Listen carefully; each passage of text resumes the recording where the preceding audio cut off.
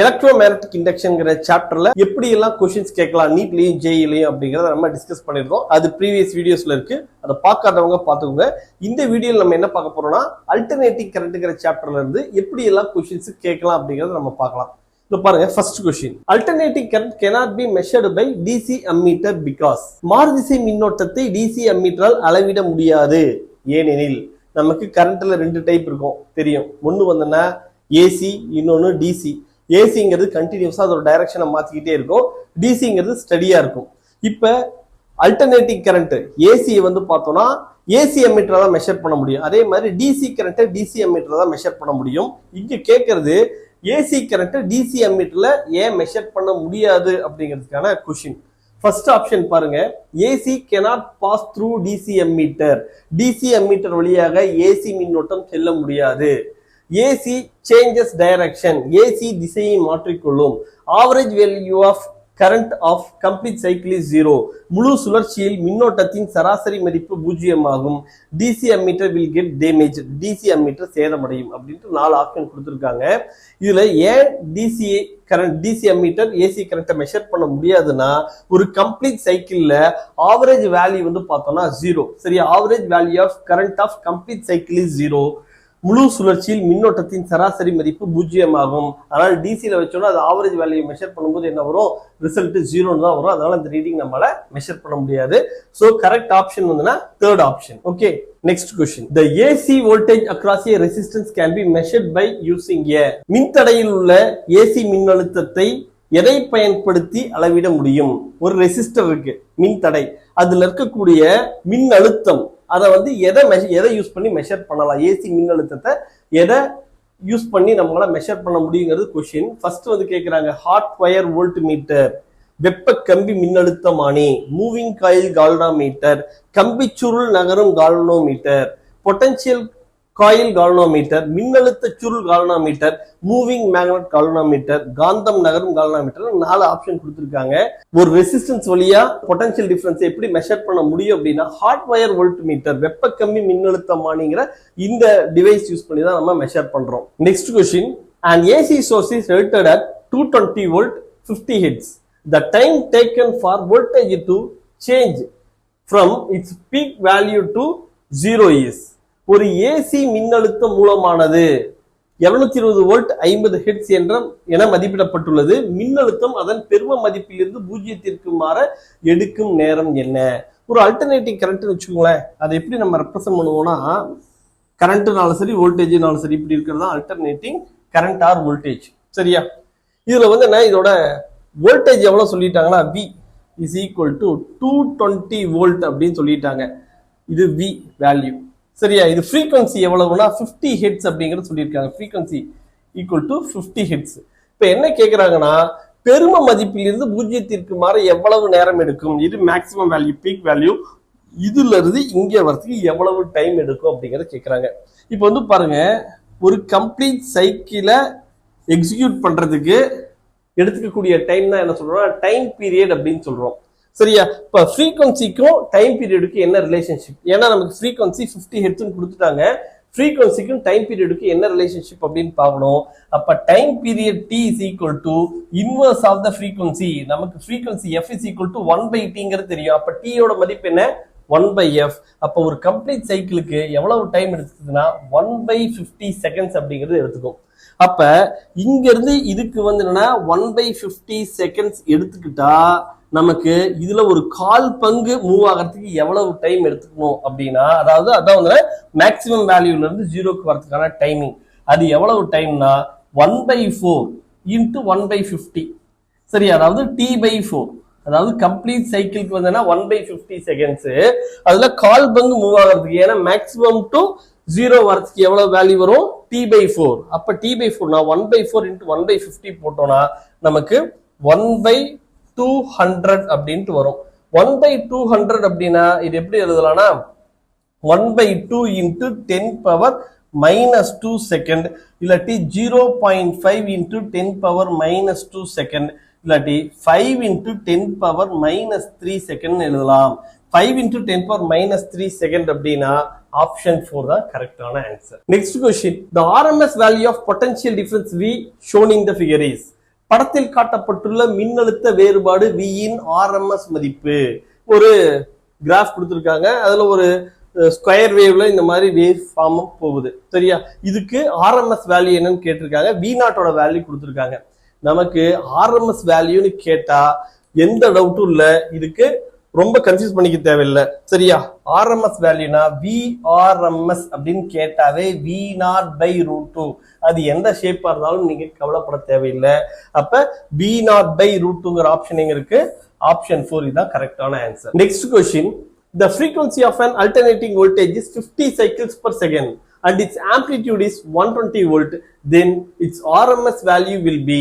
ஒரு மாறுதிசை மின்னழுத்தத்தின் அதிர்வெண் 50 சுழற்சிகள் பர் வினாடி மற்றும் அதன் வீச்சு 120 வோல்ட் ஆகும். அதன் RMS மதிப்பு என்ன? நமக்கு வந்து என்ன சைக்கிள்ஸ் ஃப்ரீக்வன்சி எவ்வளவு சொல்லியிருக்காங்கன்னா 50 சைக்கிள்ஸ் பர் செகண்ட் சொல்லிட்டாங்க.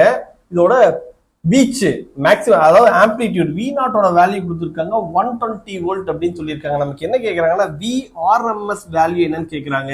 இப்ப V0/√2. சார் அப்ப எதுக்கு வந்து என்ன இந்த 50 சைக்கிள்ஸ் பர் செகண்ட் 50 சுழற்சிகள் பர் வினாடி எதுக்காக கேட்டிருக்காங்கன்னா உங்களை சுத்த விடுறதுக்கு தான் அது கேட்டிருக்காங்க, உங்களை கன்ஃபியூஸ் பண்றதுக்காக. அதனால நீ என்ன தேவையோ அதை மட்டும் பாத்துக்கோங்க. இப்ப VRMS = V0/√2. V0 வேல்யூ எவ்வளவு கொடுத்திருக்காங்க? 120 /√2. 1/√2 வேல்யூ என்ன? 0.707 × 120. இது என்னன்னா 12 × 7 எழுதலாம். 12 × 7 என்ன வரும்? 84 வரும். சோ 84 வோல்ட் அப்ராக்சிமேட்டா. அப்ப அந்த ஆப்ஷன் என்ன வருது?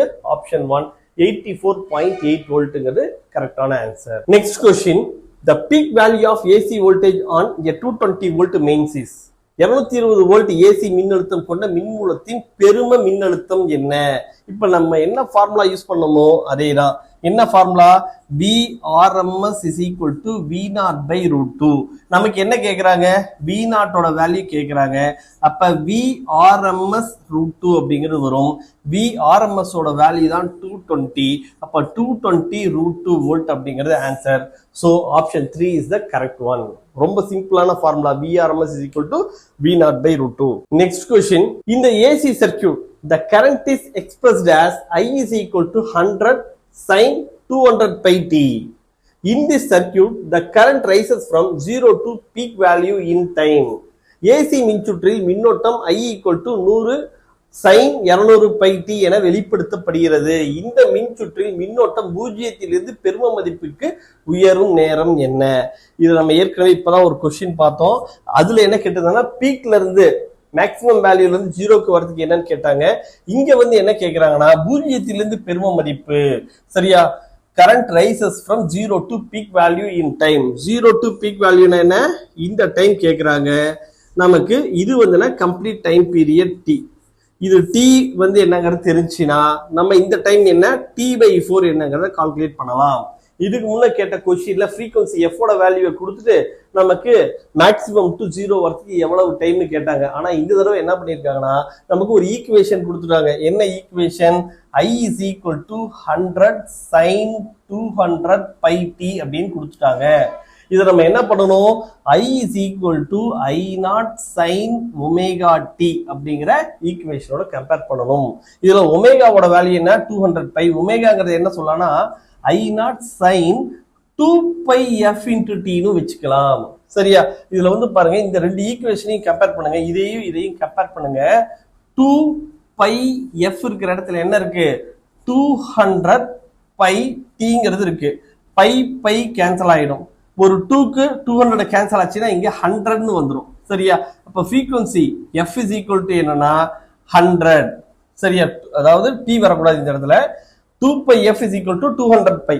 சரியா, அப்ப f ஓட வேல்யூ என்னன்னா 100. அப்ப t ஓட வேல்யூ என்ன வரும்னா 1/100 செகண்ட். இப்ப நமக்கு என்ன தேவை? 1/t/4 ஓட வேல்யூ தேவை. ஏன்னா இந்த t ஓட வேல்யூ வந்து என்னன்னா 1/100 செகண்ட் அப்படின்னா நமக்கு t/4 ஓட வேல்யூ வேணும்னா என்ன பண்றோம்? 1/4 into 1/100 போட்டோம்னா 1/400 செகண்ட். இதுதான் கரெக்டான ஆன்சர். 1/400 இருக்கா பாருங்க. ஆப்ஷன் 2ங்கிறது கரெக்டான answer. Next question, the RMS value of AC current which when passed through a resistor produces heat energy 4 times that produced by a DC of 2 amp through the same resistor in the same time is.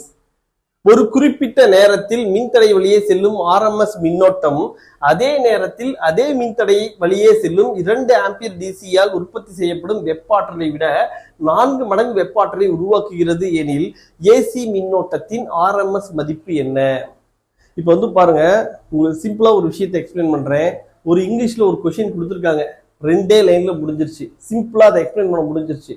ஆனா தமிழ்ல நம்ம explain பண்றதுக்கு வந்து என்னன்னா ரொம்ப டீட்டெயில்டா நம்ம இதை explain பண்ண வேண்டியிருக்கு. நீங்க வந்து என்ன தமிழ்ல ஈஸி நினைச்சிட்டு இருக்கீங்க, ஆனா இதுலயே பாருங்க, இந்த சின்ன எக்ஸாம்பிள் இங்கிலீஷ்ல ஒரு சிம்பிளா அதை எக்ஸ்பிளைன் பண்ணிட்டாங்க. இங்கிலீஷ்ல நம்ம எழுதுறது ஈஸி. இது எதுக்காக போத் இங்கிலீஷ் அண்ட் தமிழ்ல சொல்றோம்னா, இங்கிலீஷ் கொஸ்டினையும் நீங்க பார்த்தீங்கன்னா அதுக்கு தமிழ் மீனிங் என்ன இருக்கு அப்படிங்கறது உங்களால புரிஞ்சுக்க முடியும். இந்த கொஸ்டினையும் படிச்சு இதையும் படிச்சீங்கன்னா உங்களுக்கு இங்கிலீஷ்ல படிக்கும்போது அதுக்கான அர்த்தம் புரியும். சரியா? அதுக்காக தான் நம்ம வந்து என்ன பண்றோம், போத் இங்கிலீஷ் அண்ட் தமிழ்ல உங்களுக்கு எக்ஸ்பிளைன் பண்றோம். பாருங்க, இந்த கொஸ்டின் வந்து பாருங்க, ரெசிஸ்டர் இது ஆர், இதே மாதிரி இன்னொரு ரெசிஸ்டர் இருக்கு, சேம் அதே ரெசிஸ்டர் வச்சுக்கலாம், கொஞ்சம் நேரம் கழிச்சு வேற ஒரு இன்ஸ்டன்ட்ல. சரியா? இதோட ரெசிஸ்டர் ஆர். இதுல வந்து என்ன பண்றோம், ஒரு கரண்ட் அனுப்புறோம். அதே மாதிரி இங்கேயும் ஒரு கரண்ட் அனுப்புறோம். இங்க அனுப்புற கரண்ட் வந்து டிசி கரண்ட், இங்க அனுப்புற current AC current. AC current RMSல சொல்லுவோம், டிசி கரண்ட் IDCன்னு சொல்லலாம். சரியா? இதை ஒரு பர்டிகுலர் இன்டர்வல் ஆஃப் டைம் அனுப்புறோம். அதே மாதிரி இதையும் அனுப்புறோம். அப்ப இங்க sum of the heat energy produce ஆகும். அதே மாதிரி இங்கேயும் ஹீட் எனர்ஜி ப்ரொடியூஸ் ஆகும். சரியா? ஆனா இங்க ப்ரொடியூஸ் ஆகக்கூடிய ஹீட் எனர்ஜி எப்படின்னா, இங்க ப்ரொடியூஸ் ஆகிறத விட, இதை H டேஷ்னு வச்சுக்கலாம், இங்க ப்ரொடியூஸ் ஆகிற ஹீட் வந்து Hன்னு வச்சுக்கலாம். இங்க ப்ரொடியூஸ் ஆனதை விட 4 மடங்கு வந்து இங்க ஹீட் ப்ரொடியூஸ் ஆகுது. சரியா? இப்போ வந்து இந்த IRMS வேல்யூ என்னன்னு கேக்குறாங்க. IDCயோட வேல்யூ வந்து 2 ஆம்பியர்னு சொல்லிட்டாங்க. சரியா? டிசி கரண்ட் வந்து 2 ஆம்பியர்னு சொல்லிட்டாங்க. RMS கரண்ட் வந்து என்னங்கிறது கேக்குறாங்க. இப்போ வந்து பாருங்க, இங்க ப்ரொடியூஸ் ஆகக்கூடிய ஹீட் H டேஷ், இதை வந்து என்ன சொல்லலாம், IRMS square RT. H is equal to formula என்ன, I ஸ்கொயர் RTங்கிற ஃபார்முலா. அதை யூஸ் பண்ணி IRMS ஸ்கொயர் RTன்னு வச்சுக்கிறோம். ஈக்குவல் டு, இது வந்து என்ன, 4 டைம்ஸ் த ஹீட் ப்ரொடியூஸ்னு சொல்லிட்டாங்க. சரியா? 4H அப்படின்ட்டு. இங்க ஹீட் ப்ரொடியூஸ் ஆகக்கூடிய என்ன ஹீட் என்ன, IDC ஸ்கொயர் இன்ட்டு RT. அப்ப பார்த்தோம்னா 4 இன்ட்டு டிசியோட வேல்யூ வந்து 2 ஆம்பியர்னு சொல்லிட்டாங்க. அப்ப 2 ஸ்கொயர் இன்ட்டு RT வரும். இது வந்து IRMS ஸ்கொயர் RT. ரெண்டு பக்கமும் RT கேன்சல் பண்ணிக்கோங்க. அப்ப IRMS square is equal to என்ன வரும்னா 4 இன்ட்டு 4 16 வரும். இல்லாட்டி IRMS இஸ் ஈக்குவல் டு என்ன சொல்லலாம், 4 ஆம்பியர்னு சொல்லலாம். அப்ப IRMS ஓட வேல்யூ வந்து 4 ஆம்பியர் அப்படிங்கிறது கரெக்டான ஆன்சர்.